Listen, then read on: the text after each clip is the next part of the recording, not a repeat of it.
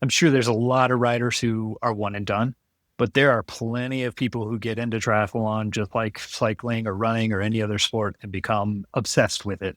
And so you go from riding a road bike with clip-ons to buying a 6-year-old P series bike with 105 to getting a bike with Ultegra to getting a bike with Dura-Ace. So it's the pros closet, because we buy and sell, will make you fair offers on your old bike, and you can spend those dollars on either a new bike in the primary market if that's what you want to get, or you can get another used one from us and just grow your bike with your experience.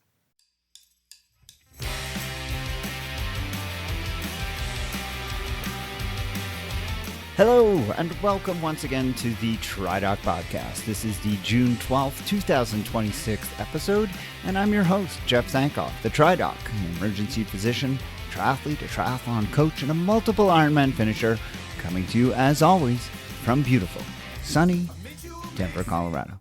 The voice you heard before mine at the beginning of the show was that of my guest today, Justin England.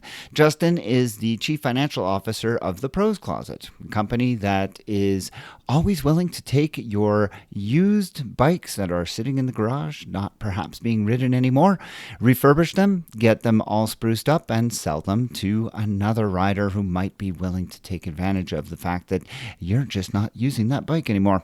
The Pros Closet has been around for several years. It underwent a little bit of a tectonic shift when they briefly went bankrupt last year, but they are back and they are doing great. And Justin is here to talk to me about their business model, how the company is going, and I will share with you my own personal experience using their services.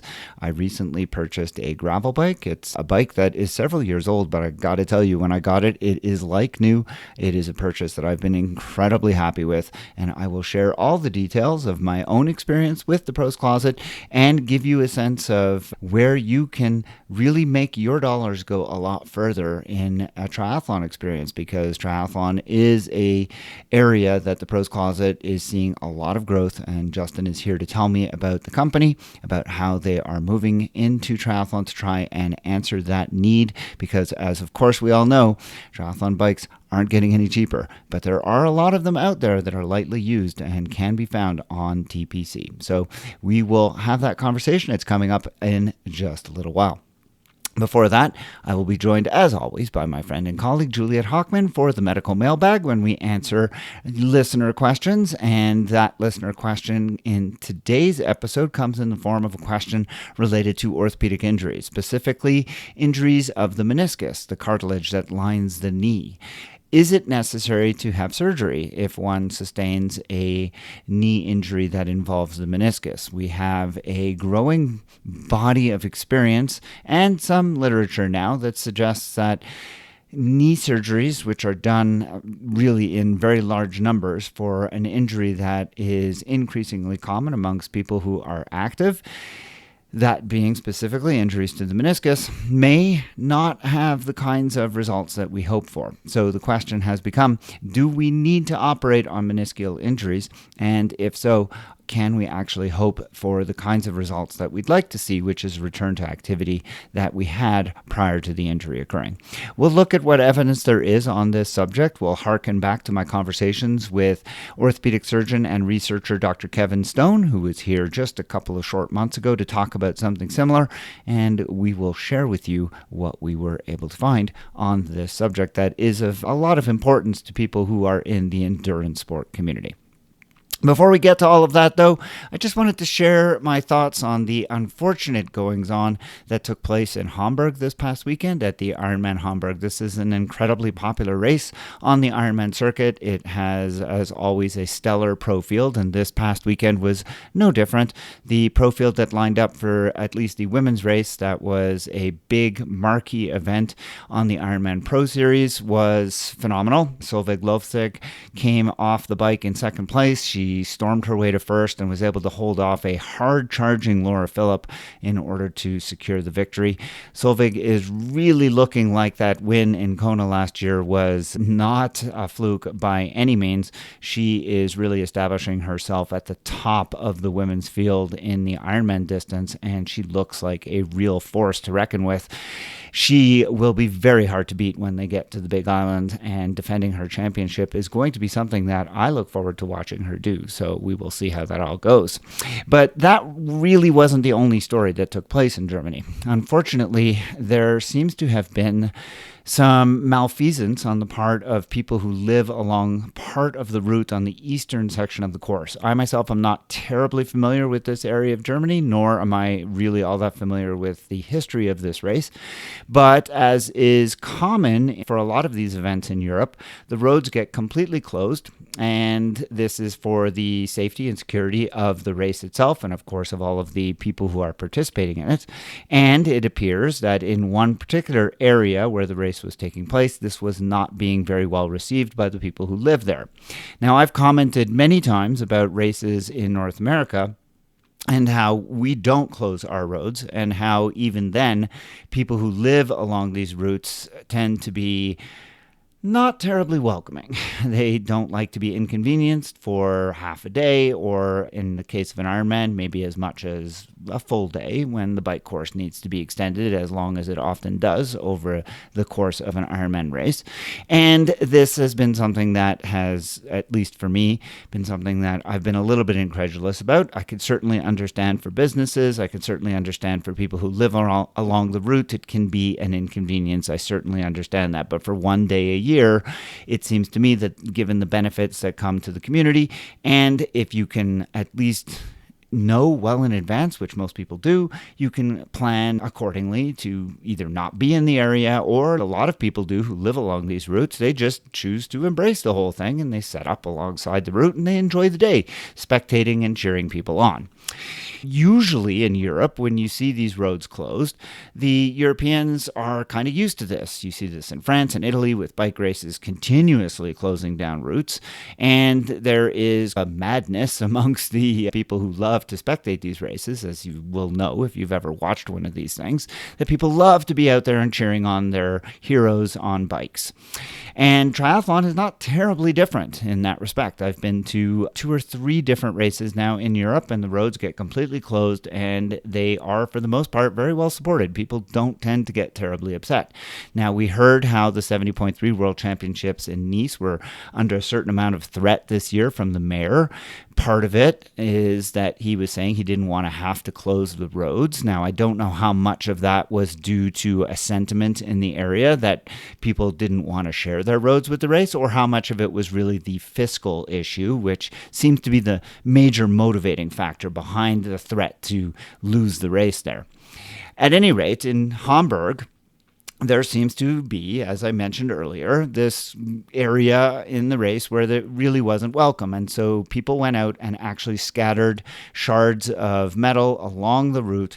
And this caused a lot of grief for participants, particularly in the age groups. I don't know if it happened after the pros passed. I don't know why the pros didn't seem to be affected by it. But basically, large numbers of age groupers, like really absurd numbers. I've heard anything from a third to half of the age group participants sustained flats.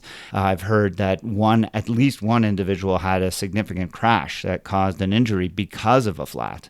So it was a lot of impact on the race and on age groupers who spend an inordinate amount of time and effort and money traveling to and training for these races, and to have it come undone because somebody was pissed off because they couldn't get access to the roads for half a day or 3/4 of a day, just to me is yet again another example of a lack of tolerance and this mentality of me over everybody else that we are continuing to see in all aspects of our life and in the world around us, that I think is an absolute crying shame. And I just don't know what to say. I think it's just horrible. And maybe part of this falls on the organizers for not dealing with this and getting out front if they knew that there was this degree of animosity. I don't know if they knew this or not. Certainly, if there was any suspicion that this kind of thing could happen because of this level of anger, they definitely should have at least had a conversation with the people who were being the most vocal, or potentially considered a rerouting of the bike course if that was possible in the area where this was potentially going to be a problem. I don't know. I wasn't there. I certainly didn't hear anything about this before all of this came to pass. So it's kind of hard for me to opine on exactly what could have been done or what should have been done. All I know is that here we are now in the aftermath of this happening, and I have to wonder to myself, is this a risk to happen again? Now, we've seen this kind of thing before. People have behaved badly like this at Ironman races, 70.3 races around the world. We've seen it in North America. We've seen it in Europe. So it could happen again. But I don't think we've ever seen it happen to this level where so many athletes were impacted. And I think it's just an absolute crying shame. And again, it just demonstrates this kind of selfishness and absolute lack of consideration for anybody else. And it just blows me away that people can be this short-sighted and so put off by something as trivial as this. So again, I want to be cognizant that clearly people's livelihoods are obviously impacted to some degree when businesses get impacted with road closures. And I know that last year when I visited with the people who were organizing the 70.3 in Tri-Cities, there were conversations about how could we make businesses whole when they're losing half a day of business because we are impacting them with the closure of the roads around this race. And there were a whole bunch of conversations about let's get the local Chamber of Commerce involved to understand the benefits of the race from all of these people coming in, and let's show them how losing one half day is actually made up in other means and other ways. So I think that outreach is certainly something that can be done, and athletes obviously can also do something to bring business to these affected areas when they can. So there's a lot of ways that we can be proactive, but at the end of the day, it's still going to come down to these individuals who are taking these actions to have the compassion to recognize that their actions are really not the best way to express their frustration because it impacts people who have absolutely nothing to do with the decision making and is just having an effect that is so unmeasurable to them and really not affecting any change whatsoever. So I think it's tragic that this happened. I certainly feel terrible for anybody who was actually injured, and I really hope that we don't see this kind of spectacle at any races for the rest of this year and even beyond, although human nature being what it is, I can only fear for the fact that we probably will. So let's hope that things will be better. Were you involved at all in Ironman Hamburg? Did you witness any of this? Do you have any more insights to share? I hope that you'll let me know. Send me an email, tri_doc@icloud.com, or head on over to the private Facebook group. You can ask to join if you're not already a member. There's a couple of very easy questions you can answer over there. I'll gain you admittance, and I'd love to hear your thoughts on this subject. Whatever your feelings might be on this, it's time to discuss on the medical mailbag the conversation about menisceal injuries of the knee, and whether or not we should have thought about surgery, and whether or not surgery can restore function the way we hope it will. Let's take a look at the evidence. That's coming up right after this quick break.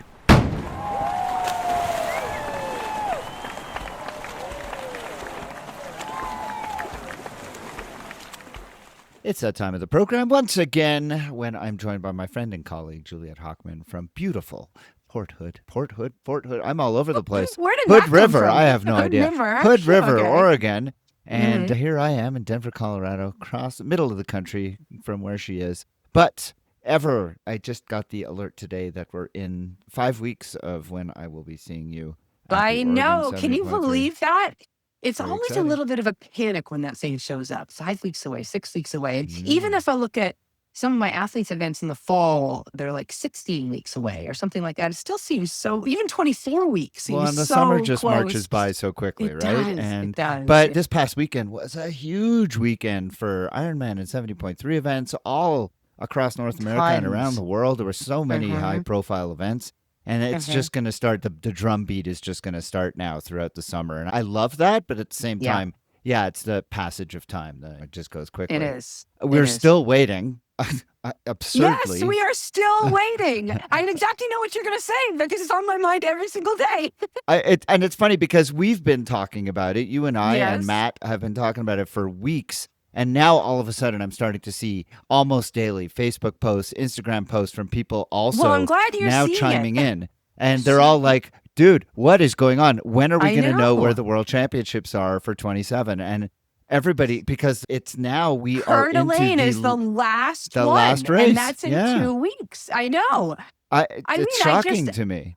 There's got to be backstory here. And we've even asked our Yeah. Ironman friends, right? And they're like, I don't know. They have no So, idea. Yeah. Yeah.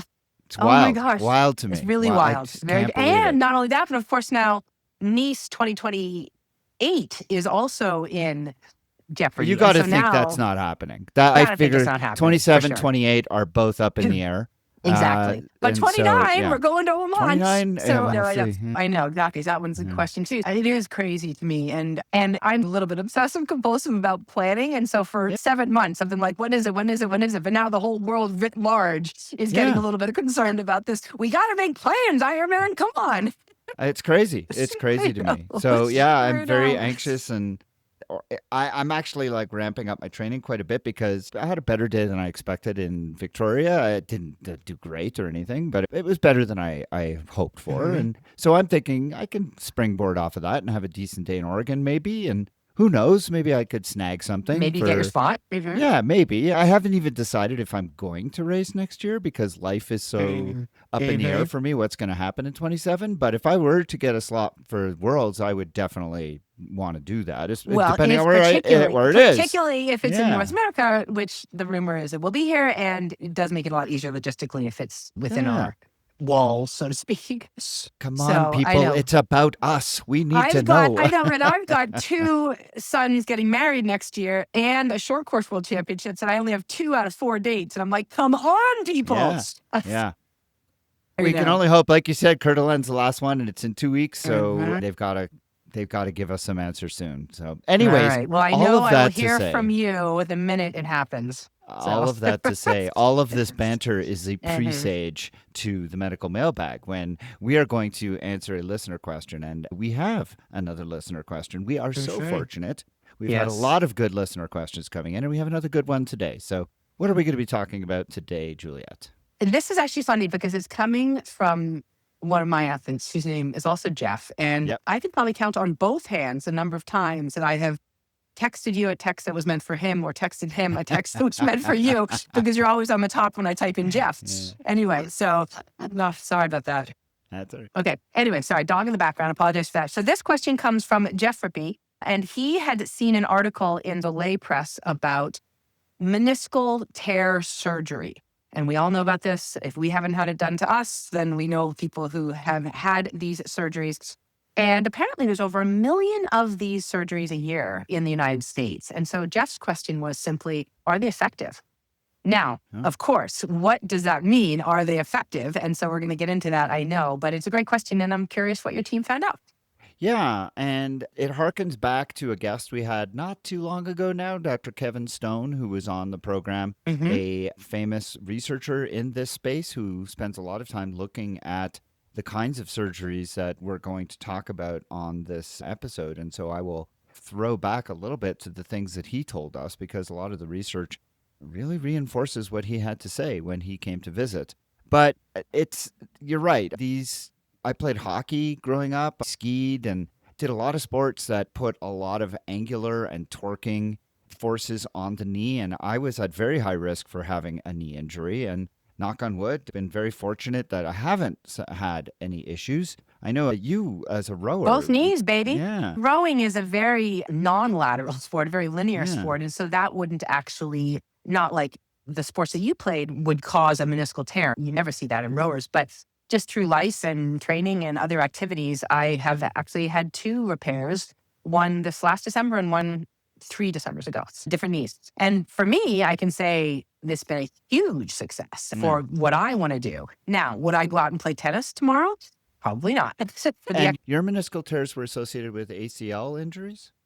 Or no? I have had 2 ACL repairs, but they're way back in the 90s when I was in my early 20s. So I don't think it's related. Both surgeries, they were doing other stuff while they were in there. One was this like cyclops lesion, the other was this other thing. It was like a more complicated diagnosis, Yeah. but certainly when they were in there, they shaved. Now they didn't repair the meniscus. That's a whole nother conversation. They actually just kind of shaved down the loose pieces so it didn't cause any inflammation or pain or that type of thing.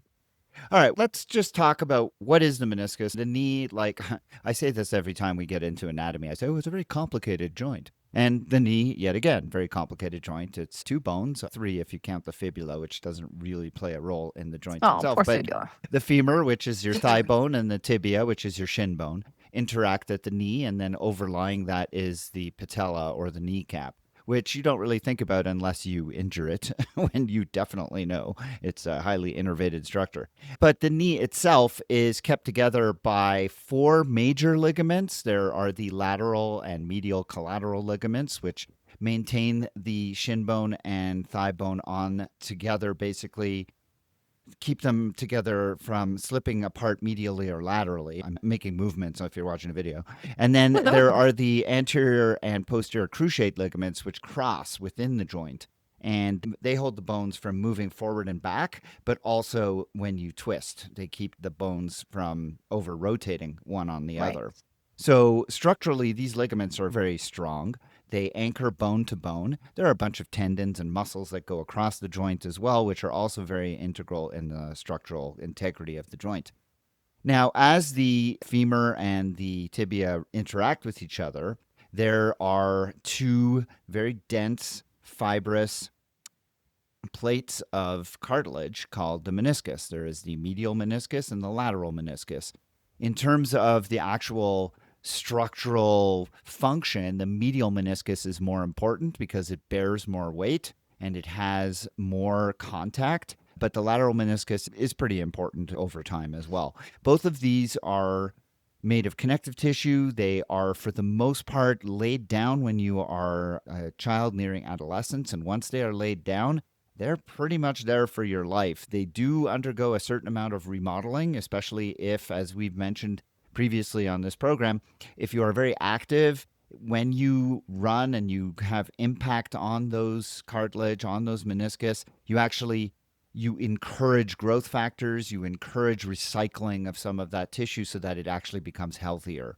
But for the most part, you're not going to, if you injure the meniscus, if you have a tear, if you have some kind of degeneration, the structures are such that they don't regrow. And the reason for that is because the meniscus and the cartilage in the knee are essentially, the cartilage functions as a lubricating tissue. It allows the bones to move across each other without friction, and it also has a cushioning function so that every time you step down, every time you run or jump, those meniscus allow for a certain amount of cushioning of bone on bone. They also don't have a lot of blood vessels in them. The meniscus, you could think of, if you were to look down on the meniscus, it would be pretty circular. And on the outside of the meniscus, the very sort of outer rim of the dish, if you will, has a certain amount of vasculature, and it's actually called red cartilage. Whereas the inner part of the meniscus is white cartilage. It's pretty much avascular. Injuries that occur on the outside, on the rim, have a propensity or a potential to heal a little bit. Not great, but a little bit. Whereas injuries to the central part of the dish, if you have injuries there, they just won't heal. Because Right. there's no vascular, there's no blood flow there, and anything that happens there is just permanent. So over time, surgeries have been developed to address problems with the meniscus because meniscal tears are the most common knee injuries that we see, much more common than ligamentous injuries. And they occur in traumatic injuries where you have a twisting injury, where you have a sudden impact, where you have a fracture below. There's a variety of reasons you can get a meniscal injury. And those injuries usually come in the nature of a tear, a small tear of the cartilage, usually starting at the outer portion, moving inwards, but they can begin from the central portion and move outwards. And when you get a tear in the cartilage, then you tend to get an uneven surface, and that uneven surface causes friction, it causes pain, it causes inflammation, and so you end up getting fluid within the knee joint, which causes swelling of the joint capsule, which also causes pain. But most importantly, especially certain kinds of tears in the meniscus, can actually cause flaps of cartilage, which can impede upon motion and can actually cause locking of the knee, either locking in the bent or straight position. So you actually get people who will complain of my knee is locked straight, I can't get it to bend, or it's bent and I can't straighten it out perfectly because there's this piece of cartilage that's blocking the knee from actually extending or flexing properly. So those are the major issues that come about when you have cartilage injuries. And over time, orthopedic surgeons have approached this by doing a surgery, a endoscopic surgery, where they insert a scope, they look around, and then they have tools that they can insert into the knee joint. Initially, they used to do this as an open procedure, but those were fraught with all kinds of major problems. For years, what they've done is they find the damaged cartilage, they cut out the damaged, they trim the cartilage, they make it nice and neat, and then they come back out, and the person goes back to doing what they were doing pretty quickly. This was the way things were done for a very long time. And cartilage injuries were seen from, as I said, traumatic things or from degenerative things, as we see with people who have osteoarthritis. Osteoarthritis develops when the cartilage is worn down over time, and eventually you end up with cartilage just wearing away completely, and you end up with bone on bone, and you have all kinds of problems then. But as the cartilage is wearing down, that cartilage can fray, it can cause problems, and you have issues with, again, problems with the knee working properly, and the surgeons may have to go in and trim away some of that cartilage. So over time, there has been this sense of, look, we've been doing this wonderful surgery. We seem to give people some symptom relief, at least initially, but is this actually leading to benefits? And so after many years of doing this, people finally decided, let's look back and see where we've been and if it's helped. So I want to thank Cosette Rhodes, the intern who took a look at this. She found a couple of really nice review papers on this. Lee and Lovejoy and the rest of the authors published a paper in 2025 called The Evolution of the Meniscus, where surgical advancements meet translational research, osteoarthritis and cartilage. In the journal Osteoarthritis and Cartilage. And then another paper from 2024 by Marigi, I think. And this was Meniscus Tears in Athletes. And this specifically had to do with meniscus tears in elite athletes, treatment considerations, clinical outcomes, and returns to play. And this is obviously very pertinent to us when we think about what we're looking at, especially with your experience, which has been so good. Do you know if you had an excision or a repair? Oh, not a repair. No, repair is, I think, from what I understand, a totally different kettle of fish and a much higher risk in terms of successful outcomes. You did not have a did not have repair. Okay. No, they were just excised. They're just trimming it. Okay. Yeah. So in the past, this has been the way things have done is they've gone in, they've just trimmed things out and tried to tidy things up. And what they have found over and over again is that short term, these have general pretty good benefits. People can return to activity. And I think when the question in this article, do they do any good?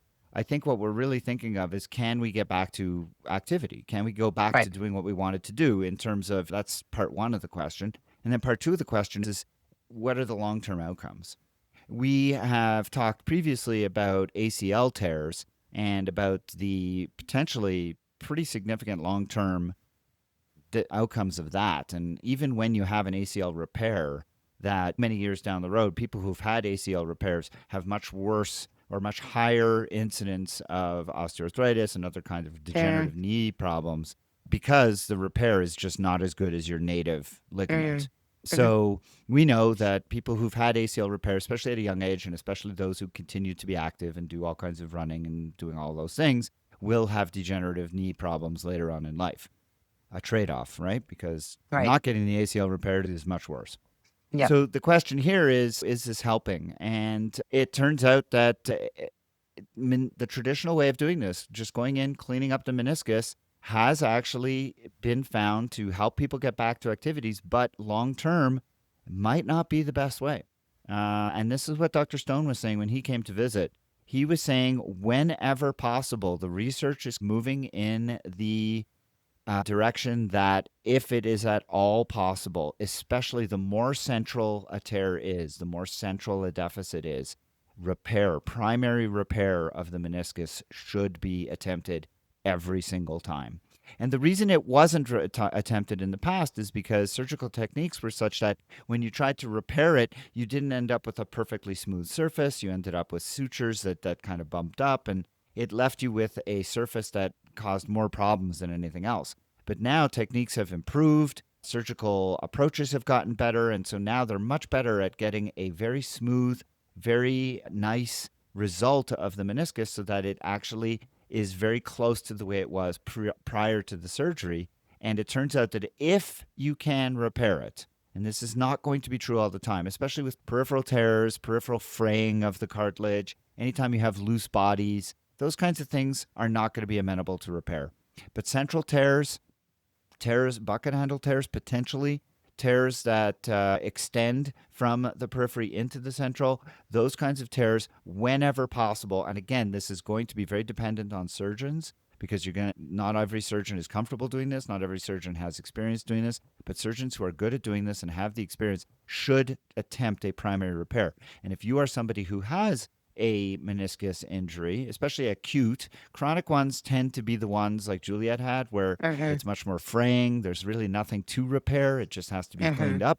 But if you have an acute injury, that's where there's an opportunity to repair things. And anytime you can do a repair, that is really what you want to be looking for.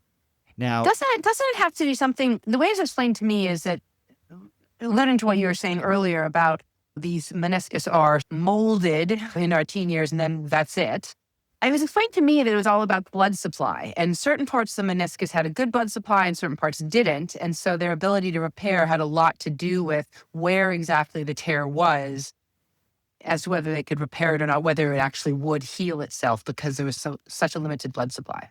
So I think that was the way it used to be approached. Okay. That if you had a lateral tear where there was blood supply, they would try to repair it. And if you had a central tear where there's not good blood supply, the white cartilage, then they would not. They would just cut things out because it wouldn't heal. But I guess nowadays they're changing sort of approach. Okay. They seem to believe that they can put factors into the knee, that not PRP, but those kinds of growth factors, that they can do something that can actually help with improving growth, improving healing, so that the primary repair takes and actually improves. It's still to be determined because this is an evolving kind of field, but I thought it was pretty interesting. And I thought also what was interesting was this question of, do you always need surgery? And we found a paper that looked at that specific question. And basically what we were able to find is, look, there are going to be some people who do get a tear that initially causes them some symptoms, but after a period of time, it might quiet down. And it turns out that if your symptoms are mild and the limits on activity are minimal, and this is going to be obviously a very specific subset Personal of people, decision. but there are going to be some people who fit into this. For minimally symptomatic meniscus tears, it turns out that non-operative treatment is highly successful, and you can get pain relief and functional improvement in about 70 to 90% of patients with outcomes that are typically excellent for degenerative or stable tears, allowing a return to baseline activities while avoiding all of the risks of surgery. So those conservative management are going to include injections in the knee sometimes with anti-inflammatories. It's going to include taking anti-inflammatory medications, certainly a lot of PT. It may end up being a longer kind of road to recovery, but it's not like knee surgery gets you right back either. Knee surgery it is a bit of a road back, right? How long did it take you after your last surgery? The last surgery was December, and I'm back. I think it depends a lot on the individual and how strong and healthy they are going into it. Always, right? yeah, always. 100%. And also how obsessive they are about doing the strength work and starting immediately afterwards and just being so on it. And that really is about the individual and how much time they have and what their goal is, like what their timeline is, everything else. So, Hey, my wife tore her ACL in February. She had her surgery pretty soon after, and here we are in early June, and she's doing almost everything. Now, she's not a runner, so she's not back to running or anything, but she's the poster child for this because she's had such an easy sort of course coming back. But it is possible to have a pretty quick return to activities, but it's going to, like you said, I think it's going to be very individual. But the idea that you don't have to have surgery all the time, I think, is something that people can take solace in. Especially, again, it has to be a small injury and it has to be very mild in terms of symptoms. So it's going to be a very selective group of people to whom that applies. But it is a possible avenue to take. Now, I do want to also point out that there are newer kind of experimental things that are coming. There are meniscus allograft transplants where basically you can get a cadaveric allograft or a cadaveric meniscus. Because the meniscus doesn't get much blood flow, it tends to not attract a lot of attention from the immune system. So you could potentially put a meniscus in there. Now, this is considered right now a salvage procedure. It may reduce pain and improve function for people, but at this point, it's reserved for really elite athletes who are their whole livelihood is dependent on getting some Right. kind of For sure. activity back. But for the most part, it's not considered a first line treatment. You're not going to see this so much with just any person. And I think that the take home that we got from this is that athletes who undergo meniscal repair generally experience very high return to sport rates, but the rehab is much longer than if they do just a simple meniscectomy. So there's a lot of choices, a lot Yes. of things that have to go into this personal decision. I think if it was me, and I hope it never is, but I think if it was me, if the repair was a potential option, I would want to go the route of the repair because I think the long term is better with the repair. But acknowledging that the repair is not always an option, that you have to have the right injury, you have to have the right surgeon, you have to have so many things have to line up for that to be there. But if it was there, I would probably want to go that way because it helps, it preserves native tissue, it helps maintain normal knee biomechanics, it leaves the cartilage there to protect the joint. There's just a lot of good things involved with it. But again, it's going to be a very personal decision, something that you have to decide with your surgeon. So I think to answer Jeff's question, it's a yes no situation. I think that for the most part, if you are very symptomatic, you really need to have something done because you can't go around with a continuously locking knee, a knee that's swelling up and giving you pain. Getting the surgery to clean up the meniscus can definitely get you back to your pre-injury function, which is a good thing. So in that way, it can work. But the likelihood that it's creating more problems for you down the road is very high. If you are amenable to having some kind of repair instead of cleaning it out, that is great. It's going to take longer to get you back to baseline, but at least you can get back to baseline, and you will probably get back to baseline in a better state than you would if you had a meniscectomy. And your long-term prognosis is probably better as well. So it's a nuanced answer to this, as is so often the case with medicine in general. But I think that we are continuing to see an evolution of this science and an evolution of this procedure. And I think orthopedic surgeons are acutely aware that many of the people who come to them are active, they're young, and they want to resume that kind of lifestyle, and they want them to have that lifestyle for as long as possible. So, yeah, to be continued, I think. And I think Well, it's to very be good continued in question. 10 years when we check back to see how my knees are doing, because I'm now 6 months and then also 2.5 years out of each knee. So I'm so far, it's obviously fantastic, but maybe in another 10 years, I'll be Well, yeah, and knee replacements on both sides. and I'm the same way with So, my hip, right? I yeah. had the labral reconstruction. I had because with the hip labrum surgery, there's been a lot of kind of back and forth as to whether or not this is a successful surgery as well, and who should have it, which procedure should be done. Should it be a labral repair versus a labral reconstruction? Yada yada, on and on it goes. And I have been a great success story for the procedure I had, but the question becomes, am I just the right person? I was super, like you said, obsessive about the rehab. I've been very obsessive about staying healthy and fit since then. I remember the conversation I had with my orthopedic surgeon after. I was like, can I go back to doing what I want to do? And he's, I don't see people who do 5Ks. And I was like, yeah, I know, but can I go back and do Ironman? And he's like, I don't see people who do 5Ks. I was like, okay, I got it. But here I am all these years later and Ironmans and everything else later and still, knock on wood, again, doing okay. So I think that when you go into a procedure like this, the statistics will say something, the probabilities will say a lot of things, but at the end of the day, so much of it is unknown and it is stuff that you just can't predict, and you have to hope for the best. I want to add two thoughts to that too, is that often with these knee issues, it's not just one simple thing. It's not just a meniscus tear, right? There could be other complicating factors. Both of my knees had other stuff going on, which made it more complicated. And the surgeon may well say, look, we've had an MRI, we have all this imaging, but I'm not really going to know what's going on until I get in there to see really how bad everything is. So making no promises. That's one thing to keep in mind, is you have to have a little bit of a leap of faith here. And then the other thing is, I think it's just really good sort of advice writ large, is don't have surgery until you absolutely have to, right? Don't just immediately go to surgery as this is the answer. Put me on the table, cut me open. I really feel like, because I've had a number of different surgeries, knees, Achilles, all kinds of things. And I remember that one of the Achilles surgeons was like, because I was like, how do I know when to have this surgery?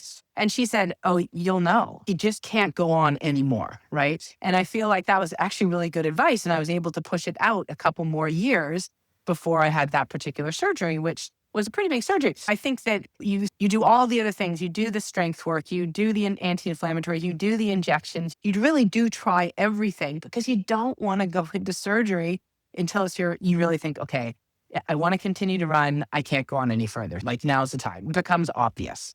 So I guess that's great advice. I think Yeah. it's great advice. I think it's right on the nose too. And the flip side to that is, it's always better to do it when you're young and healthy. And the more you push it out to when you're suddenly maybe not. And I know it takes me longer to recover now than it did a year ago, right?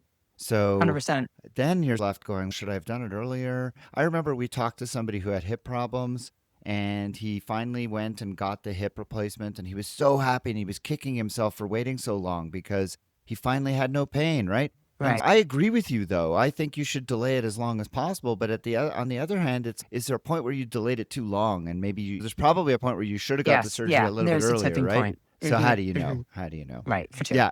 Yeah, I think it's a super interesting conversation. It's obviously something everybody has to have a conversation with their physician, make those decisions for themselves. This was a great question, Jeff Rippey. Thank you so Jeff. much for sending that in. We appreciate it. If you have a question you'd like to hear us take on here on the Medical Mailbag, I hope that you'll send it in as well. You can email me at tri_doc@icloud.com, or you could send it on over to the private Facebook group. If you are not already a member, I hope that you'll search for TriDoc Podcast on Facebook. Answer the 3 easy questions. We will gain you admittance, and we'd love to have you in the group so you can join the conversation there and submit your questions. Until the next Medical Mailbag, Juliet, it was a pleasure as always. Take care of those knees, and hopefully by the next time we get together, we'll have an answer for where the World Championships are going to be. Yes. All right, Only Jeff. hope. Thanks so much for your time. Bye. Bye.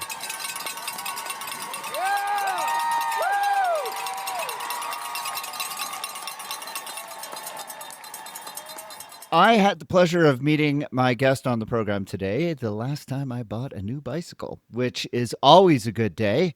And I was over at the Pros Closet, which is local to me here in Denver, Colorado. And while I was there, I was very impressed with what I saw.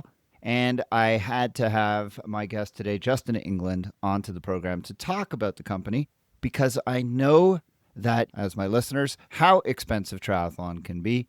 And the price for entry is, of course, for a lot of people, too much to bear. And it keeps a lot of people out of our sport. And I think that's really unfortunate. I have the great fortune to be able to have a fairly large stable of bicycles. But this time around, my son and I are partaking in the SBT gravel. And I didn't want to spend a lot of money on a new gravel bike. My son is taking my old gravel bike, and I wanted to get something that was going to be good, but didn't want to invest in a new bike. And so the Pros Closet made a lot of sense. I had not used their services before, but a friend of mine had on my recommendation, and he'd had a great experience. And that was before TPC filed for bankruptcy last year. So I, at that time, was quite dismayed, but very encouraged when I saw them come back. So when I went into their offices, I met my guest today, Justin, who I then asked to come onto the program to talk to us about what happened last year, how they managed to come back, where the company is at now, and how you as triathletes might be able to take advantage of some of the services that they provide. I'll also share with you my own experience with the Pros Closet, which I will tell you right up front was a really good one. As always, I bought my product at full price. I got no compensation. I have absolutely nothing to gain from having Justin on the program. I just wanted to share with you what I think is a very important service that is available to us as triathletes. And so Justin England He is the Chief Revenue Officer of the rebirth of the Pros Closet, but he's been with TPC since 2009 in a variety of different roles. He's also got a history as a professional road cyclist racing here in the United States. So I look forward to hearing about all of that. Justin, thank you so much for being here on the TriDoc podcast today. Thanks, Jeff. Really appreciate the opportunity to connect. And thank you for supporting our business and giving us the opportunity here to tell our story. Absolutely. So I think first and foremost, maybe tell us, because I think it's a lot of people are aware of what happened last year. So maybe let's just begin there and get that out of the way. So what happened with the Pros Closet that you seem to be doing really well, and then all of a sudden we all heard, oh, they're going out of business. And then very quickly after that, you reemerged, which is not something we typically hear from companies who enter Chapter 11. So what happened in that period of time, and why are you in better footing now? Yeah, for sure. It's probably worth honestly rewinding and giving the quick history of the company as a whole. Both, absolutely. Yeah. So the company started in 2007. Our founder, Nick Martin, was an ex-pro mountain biker, started selling his own gear on eBay, then started selling his teammates' gear. And it snowballed from there. And he shortly built a small business in Boulder, Colorado, being a resource for the cycling community in Boulder to just drop off their bikes, their cycling gear.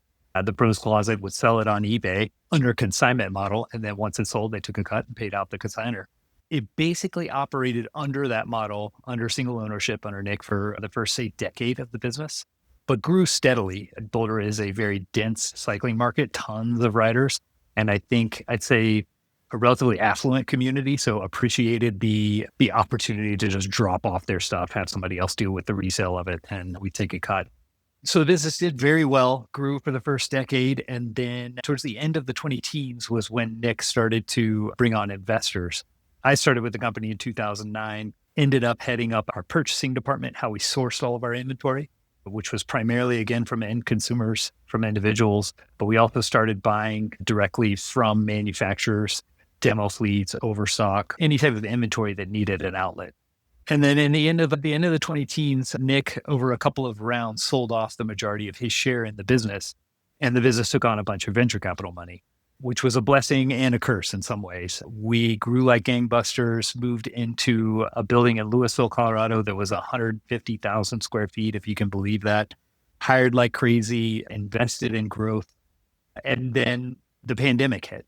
And everything that actually made everything look like roses for a couple of years there when we were selling pre-owned bikes for just astronomical value. I'm sure everybody who was a cyclist during that time period is probably familiar with how high the price was, how little inventory there was available in the primary market in bike shops, and how high resale values were used bikes were capturing. Everything looked good for a couple of years there during call it the venture capital era of TPC, of the Pros Closet. But ultimately, the entire bike industry went through a crash back down to earth post-COVID. The Pros Closet was not immune to that, but VC money expects you to keep going to the moon. Ultimately, we went through, I'd say, an 18-month kind of crash back down to earth, number of rounds of layoffs. And then ultimately, in the end of the fall of 2024, we went through the form of bankruptcy that you mentioned. It's called an assignment for the benefit of creditors. But ultimately, all of the assets of the Pros Closet were sold off. The physical assets were auctioned off online. And then there was simultaneously an auction for all of the digital representation of the Pros Closet. So the customer list, the brand name, the website, all of the digital infrastructure. And luckily, one gentleman bought that entire entity out of the bankruptcy and immediately reached out to myself, my counterpart, JP Gage, who's now our COO, and our current CEO, John Chaya. And so he asked, hey, would you guys want to give it another go? And having been a part of the Pros Closet for 17 years, JP's been here for 13 years, I believe. We both stubbornly believe in the business model and what it could mean to both the cycling consumer base as well as the bike industry. And we said, let's do it. I think we can help have a firmer hand on the steering wheel the second time around and help steer the ship in a more manageable, controlled growth direction. And so that's what happened at the end of 2024. We quickly had to turn the website back on, start buying bikes again. We moved into our new warehouse in Thornton, Colorado, which is just 5 miles north of Denver. And our new warehouse is 25,000 square feet, so about a sixth the size of the 150,000 square foot monstrosity that we were in previously. And so we went about the business last year, 2025, of rebuilding the business. And now we've got our feet back under us and happy with where we're headed. That's a really interesting story. I obviously didn't know half of that. So now, Yeah. what are you guys doing differently now besides the footprint being smaller? So obviously lower overhead costs, things like that. Focusing more on sustainability, sustainable growth. What are you doing differently in terms of your business model that will avoid the problems that you had last time? Yeah, it's a very fair question. So we're still leaning into what the pros closet has always been known for. And for your audience, if you're not familiar, we buy and sell used bikes. If you think about it like the used car industry, how you can buy a certified pre-owned BMW or certified pre-owned Mercedes, we're doing that exact same thing with bikes. We buy bicycles from people all over the country, have them shipped to our headquarters here in Thornton, Colorado, put them through a refurbishment process, take excellent photos of them and list them for sale on our website, and then ship them back out to new owners all around the country. So we're leaning back into what the pros closet's always been known for. During the VC era, it was growth at all costs, which meant we were overpaying for bikes. It meant that we stubbornly held on to overpriced bikes, trying to capture as much margin as we could. It meant that we started selling new bikes, which I think that ultimately created confusion among the consumer base of what is the pros closet? I thought you guys were used bikes. Why are you selling new bikes now? As well as honestly put us in direct competition with the bike dealer base, the independent bike dealer base across the country. So this second time around, we're not targeting selling new inventory at all, making sure that we're clearly the experts in certified pre-owned bicycles and making sure that we're a healthy part of the bike industry instead of being a potential competitor to the rest of the industry. That makes a lot of sense. All right, I'm going to go through my experience, and then I want you to give me a sense of what it would look like for somebody doing the opposite of what I did. So I went in as a Mm-hmm. buyer, and I was looking for a gravel bike, and I went on your site. I knew what size I am, and so I put in my size and started watching for several months, basically, as bikes would rotate through your inventory, and narrowed down to different kinds of bikes I was interested in, and came across a Specialized S-Works Diverge from 2021, so about a 5-year-old bike. No idea what kind of mileage was on it, of course, because it's not a car, so it's not the same kind of thing.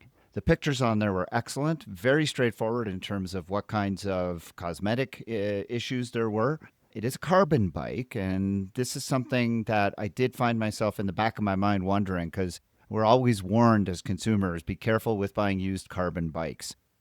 There was nothing about whether or not the bike had been crashed. There was nothing about, I was kind of going on a leap of faith there. And I will interrupt on my own experience and ask you, what kind of guarantees do you give consumers that their carbon frame is not going to have some kind of hidden traumas or fractures? Yep. So every bike, when it comes through our operation, goes through a 141-point inspection. For the frames in particular, we're going over with a fine tooth comb, looking for any suspect cosmetic damage. And then it's effectively a tap hammer that has a resonance feature. So it can listen to the difference, how it sounds differently when you're tapping on the cosmetic damage versus around the cosmetic damage. And that gives us an indication of whether the actual structural integrity of the carbon has been affected. And if it has been affected, then we do one of two things. We either strip all the parts off and sell what we can to recoup value, or more often than not, we work with a partner here in Boulder, Colorado that's called Broken Carbon that does carbon repair. So Yeah. we'll get the frames repaired. And at that point, really all you have is a cosmetic issue. The carbon repairs are absolutely stronger structurally than the original frame was. You just end up with basically a wrap in a given spot of where the damage was. Okay. So back to my experience, I knew the bike would fit me because I know I have a Specialized and I already know what size I ride. So I felt quite comfortable with the components were on there. I could see the pictures. I knew what kind of cosmetic issues there were. Went in and picked up this bike, and I want to say I knew what this bike retailed for when it was new, and I was paying less than half. And I have to tell you now, after riding it several times, I am tickled pink. It was a Good. great experience. It was super easy to make the whole purchase come through. When I went into the shop, I was actually able to they had some XTR pedals that I was able to pick up super cheap. I got some bottle cages in there. I was able to fit out the bike with everything else that I needed. And yeah, just super happy with the whole experience. Now, My friend that I referred to earlier on, I had referred him to buy his first road bike. He had a very similar experience. He lives in North Carolina. So for him, he was buying it completely remotely, sight unseen. His bike arrived exactly as described, and he's had a great experience as well. So I would unequivocally recommend a purchase through the Pros Closet. If it's something that you are considering and have any concerns about, I would tell you that an excellent experience. They were also very available when I had questions. I was able to ask questions about the bike and get answers almost immediately. So it was really a great experience through and through. Now, what if you want to sell? I actually have. My kids have outgrown some of their bikes, and I've got 3 bikes sitting in my garage. And I keep saying to myself, you know what? I wonder if TPC would be interested in these. So how do I go from I wonder if TPC would be interested in these to actually offloading them to you? For sure. First, I'm ecstatic to hear that you're having a great experience with the bike and that it's working out well for you. You're one of the lucky ones who lives here on the Front Range. You can come to our Thornton HQ. You can throw a leg over, give a bike a spin around the parking lot, make sure it's the right bike for you before you buy it. But yeah, really happy that you had a great experience. For people selling, it's super simple. On our website, one of the main menu navigation options is just called Sell Trade. And that steers you down a process of taking a couple of photos of your bike. We also take frames and wheels. So you can take a couple of photos, submit it to us. And typically within 24 hours, we're getting back to you. We do an instant cash offer, a store credit offer. If you're interested in spending the dollars back with us, we'll slightly incentivize that equation to make sure you're getting the best bang for your buck if you just want to buy your next bike from us as well. And then we also do a consignment model, just like we have done forever, but basically we'll take the bike, put it through our process, list it on our site, and then when it sells, pay you out a cut of the actual sale. So we try to make it as easy as possible. We provide a prepaid shipping label to get the bike to us. We leave it up to the customer to get the bike safely into a box to ship it to us. And it's probably 50-50 between customers who either have the means and can get their hands on a box and are familiar enough with packing up a bike, or they just take it to their local bike shops. And most shops will pack a bike up for a reasonable fee. Yeah. And are there any products you won't accept? Are there any bikes, children's bikes, for example, 650 wheels, those kinds of things? Are there any things that just, right across the board you won't take? It more comes down to the value threshold. So we're generally targeting bikes that have a resale value of at least $1,500 or more. And then we kind of go up from there.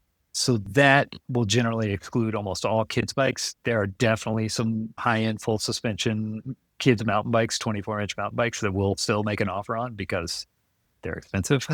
Yeah. But yeah, generally we don't categorically decline anything. It's mostly based on what the potential resale value is. So we're largely sticking to bikes from the last, say, 10 model years and bikes that are, let's call it endemic bike industry brands, Trek, Specialized, Cervelo, Santa Cruz, versus the kind of more entry level, if you will, Rad Powers of the world, that kind of thing. Got it. Okay, so let's shift the conversation then to what my listeners probably really want to hear, which is triathlon. And Sure. What percentage of your inventory are triathlon focused bikes? It's slim. It's about 10% of our inventory are TT or triathlon bikes. But I can share our experience with selling triathlon bikes. They sell about twice as fast as any other category of bike. When triathlon bikes do come through our business, we always sell them quickly. And I'd love to hear your thoughts on this. My intuition has always been that during the pandemic, all the triathlon events got shut down for a time period. The bike industry reacted and peeled back on most of their production of TT and triathlon bikes, which as triathlons have come back onto the market, there's a dearth of inventory available for people who are either shopping for a high-end triathlon bike or their first triathlon bike. I think maybe even more importantly, the latter. I feel like there are very few options if you're looking to do your first triathlon or maybe buy your first proper TT bike. The barrier to entry price point wise is extremely high in the primary market. So when we have a 3-year-old Cervelo P Series bike, when it comes through our business, it always sells super quick. Yeah, I'm not surprised to hear that. And I totally understand. And I would see exactly what you're saying, because my experience has been all of the bikes have moved to this very high end price point, and it's really disheartening because telling people that, oh, you're only going to have to spend this much on a bike is no longer the case. You Yeah. can tell people, yeah, listen, you can get a road bike, and absolutely. But the problem is you show up in transition and it's all about, oh, look at all the fancy toys everybody has. But then when Mhm. people start looking into what it costs to get one of those fancy toys, it's obscene. And listen, like I said at the beginning, I am fortunate that I have the resources and I have one of those obscene priced bikes. So I'm not going to pretend that I don't. But I have a friend who wanted to get a replacement bike, and looking for a bike that was reasonably priced was just impossible. They're only marketing at this very high end consumer. And I think it's because, as you said, when the triathlons all peeled back and there was always a niche market to begin with. But when that market dried up, they just abandoned the entry Yeah. level. And it's really a Yeah. problem. And so I've counseled a lot of people, don't spend money on a TT bike until you know you're going to be doing this. Get a road Yeah. bike, slap on some aero bars, but people don't. And I understand why they don't like that. It's not as comfortable. They're not set up for that, and so it is a problem, and it's a little bit disheartening to hear that you are afflicted by the same inventory issues. And I'm not surprised that when bikes come through, they are out of there. But it is a reminder to my own experience with TPC, which was I wanted a gravel bike and I wanted a reasonably priced gravel bike, but that it was going to be a good performer. So I was willing to get a little bit older bike that was going to be in my price point, but that was going to be a good bike. And so I was willing to wait. And so I started looking back in November, and I just would keep looking. And I set up alerts. You can, on the TPC website, you could set up a saved search, and it will email you every time a bike that comes in fits your search profile. So it's easy to do if you're patient. You could set it up and so that you will get a notification. And if you're on the ball, you can pounce when that bike that you're looking for comes in. You want to come work for us? You're doing a great job selling our service. That's because I had Yeah. such a good experience. And I'm very hesitant. I know I sound like a sales pitch person, and I am hesitant to use this program that way because I never do this. But I just had such a good experience. And I know that your service is something that triathletes can really benefit from. And it's unfortunate that you don't have a higher number of bikes, but I want people to know that you do get bikes coming through, and I want them to Yeah. know how to avail themselves of the service because I am so focused on getting people into our sport. And I know that the price of the bike is a major barrier for entry, and it really makes me sad. I mean, Having you that's guys here is really important. yeah. Thanks for saying that. I'm glad you pointed out the save search function, especially for the triathletes. So our business, the way the numbers shake out right now, about 100 bikes a week are coming in the door and going out the door. So at any given time right now, we've got roughly 400 bikes listed on our site, but there's 100 new ones every week. So that save search function is a great way to say, I don't want to spend more than 2,500 bucks. I want a triathlon bike. I'm a size medium and I want electronic shifting. You can set up those save search parameters. And then anytime we list a bike that fits those parameters, you'll get an email. So it's a great way to stay on top of that inventory that's constantly turning. And I think I'll also evangelize for the benefits of our model, allowing customers to slowly step up and grow the quality of their bike with their triathlon experience. I'm sure there's a lot of riders who are one and done, but there are plenty of people who get into triathlon just like cycling or running or any other sport and become obsessed with it. And so you go from riding a road bike with clip-ons to buying a 6-year-old P series bike with 105 to getting a bike with a Tiger to getting a bike with Dura-Ace. So it's the pros closet, because we buy and sell, will make you fair offers on your old bike, and you can spend those dollars on either a new bike in the primary market if that's what you want to get, or you can get another used one from us and just grow your bike with your experience. Yeah, I really like that. That's a nice way to roll over. And you take back bikes you've sold, right? If someone has Yeah, used your bike and absolutely. it still retains value, you'll take back the bike and they can trade up to new one, right? Yeah, absolutely. I should mention we walk through what we do with inspecting for carbon repair, but every bike goes through the refurbishment process. If it needs new chain, needs new brake pads, needs new tires, we're doing that work. And then every bike that we sell comes with a 30-day, no questions asked return policy. So you can make sure that the bike fits for your friend in North Carolina. That's a great benefit for him to be able to get the bike, make sure that it rides well and it's exactly the right size for him. And then beyond that, we have what we call guaranteed buyback. No matter what, going out indefinitely into the future, we'll always make an offer to buy back any bike that has been purchased from the Pros Closet. All right, that's awesome. I want to take some of the time we have left and learn a little bit more about you. You were a former pro cyclist, so tell us what you did as a pro cyclist. What was the highlights of your career, and how did that all come to be? Yeah, sure. I was a collegiate runner, and I graduated in 2001. It was the height of the Lance era. My running experience was decent, but I could see the clear ceiling of how good I was going to be. And in my 20s, I threw a leg over a bike and started racing. And due to having a decent aerobic engine from being a runner, I immediately could climb really well and kind of jumped through the amateur ranks. And then I basically spent my 20s as a domestic pro road cyclist. So in that era, there were a ton of great races. Road cycling has kind of struggled here in the U.S. over the last 10 to 20 years.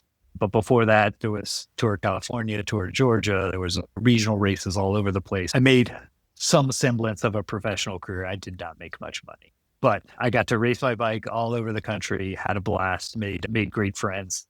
Ultimately ended up moving to Boulder. I'm from North Carolina originally, but ultimately ended up moving to Boulder to be at altitude and to train with the network of cyclists at Boulder. And that was how I got introduced to Nick and the other original partner, Pete Lopinto of the Pros Closet. And when I hit my 30s, I realized I was never going to make it to the Tour de France. And I was in some ways just putting off the rest of my life by continuing to try and hack it as a road cyclist. And so I pulled the plug and started working for TPC back then. That's a great story. I like that because it's just an example of how your life doesn't have to go in a straight line from point A to point B. There can be a lot of climbs and descents along the way. My son, avid runner right now, but loves cycling, and he's a very talented cyclist. He often talks about wanting to take some time from after college to just try riding. And I keep telling him, I'm like, I don't know, you don't have any experience riding. But when I hear your story of just picking it up in your 20s and becoming a pro, maybe he's got a shot. We'll see. We'll have to see where he can go. It definitely took time to develop, I'd say, bike racing skills, plus the strategy of bike racing, plus just all around bike skills.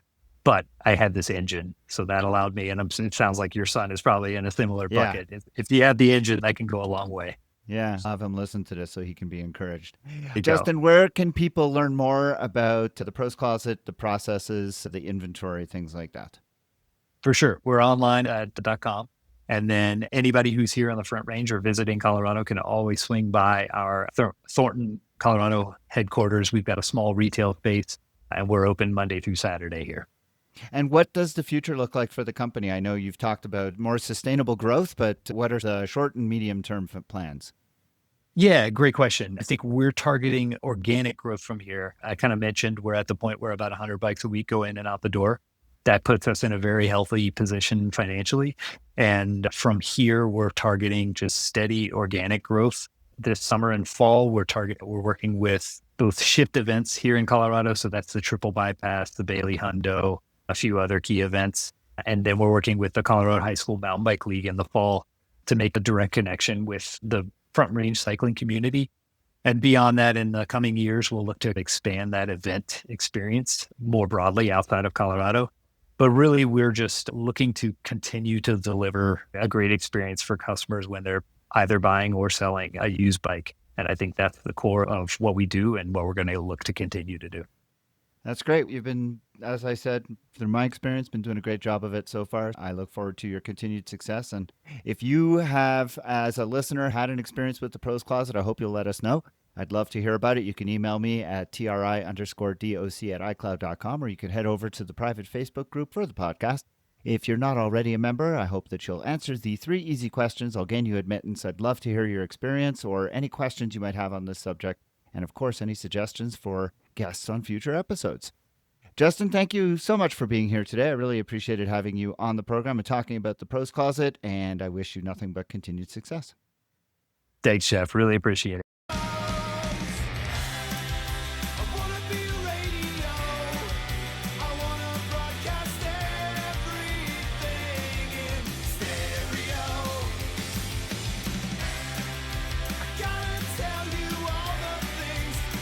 Hi, I'm Sam Sankoff, and I'm the proud editor of the TriDoc podcast. The TriDoc podcast is produced by Jeff Sankoff, my dad, along with his amazing interns, Cazette Rhodes and Sarah Lopez. You can find the show notes for everything discussed on the show today, as well as archives of previous episodes at www.tridocpodcast.com. Do you have questions about any of the issues discussed on this episode? Or do you have a question for consideration to be answered on a future episode? Send Jeff an email at try_doc@icloud.com. If you are interested in coaching services, you really should please visit tridoccoaching.com or visit lifesportcoaching.com, where you can find a lot of information about Jeff and the services that he provides. You can also follow Jeff on the TriDoc Podcast Facebook page, TriDoc Coaching on Instagram, and the TriDoc Coaching YouTube channel. And don't forget to join the TriDoc Podcast private Facebook group. Search for it and request to join today. If you enjoy this podcast, I hope that you will consider leaving a rating and a review, as well as subscribe to the show wherever you download it. And of course, there's always the option of becoming a supporter of the podcast at patreon.com/TriDoc Podcast. The music heard at the beginning and at the end of the show is Radio by Empty Hours and is used with permission. This song and many others like it can be found at www.reverbnation.com, where I hope that you will visit and give small independent bands a chance. The TriDoc podcast will be back again soon with another medical question and answer and another interview with someone in the world of multisport. Until then, train hard and train healthy.